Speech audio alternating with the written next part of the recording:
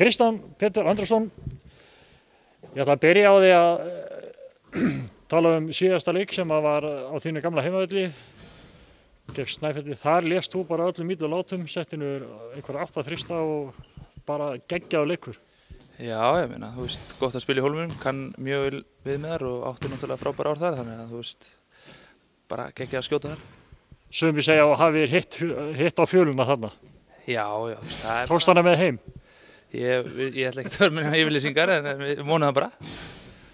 En sáleikur að baki, þetta var góður sigur, en verkefni Laugardalsins sem vestri, það verður annað og meira og stærra. Þetta liði sem hefur ekki tapað nema einu leik í vetur, svona eins og við, þannig að við megum búast í klikkuðum leik.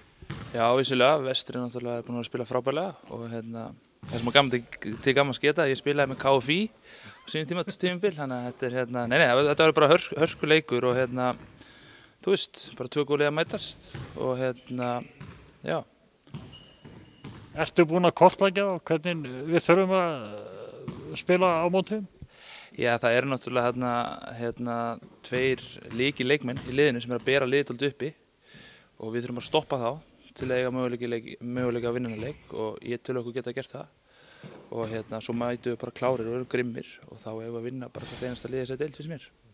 Þessi Nebojsa, hann náttúrulega búin að vera lengi hjá honum og eins og úlingarnir segja, hann drullu góður, þannig að það má ekki gleyma sér. Hann bara hágeða leikmaður og þessi gæi geta alveg spilað efstild, ég alveg viss það og við þurfum að stoppa hann og við þurfum líka að stoppa hinn annar stóra sem heitir Nebojsa líka. Og á sama tíma þurfum þið aldrei að bara hitta á góðan dag? Já, við mætum bara í þennan leik og við erum líka náttúrulega fókus á leikin okkar að mæta grimmir og ég held að ef við gerum það þá getum við landa sér við erum bara að fara að vinna leik, það er klárt mál. Þú ert vel stemmdur í það? Já, ég meina, þú veist, ég elska svona leiki og sérstaklega svona hasasleiki, ég þrífst á því, þannig þetta er bara gaman.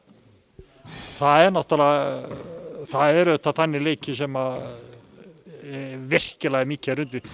Það kitlar miklu meira heldur en einhver leiki sem að vinnast á einhverjum tugastigum.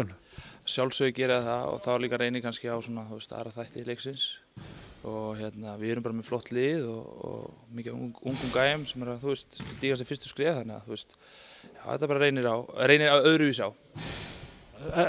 Af því þú talar marga unga, ertu fann að upplega svona bara eins og gamla kattinn í liðinu?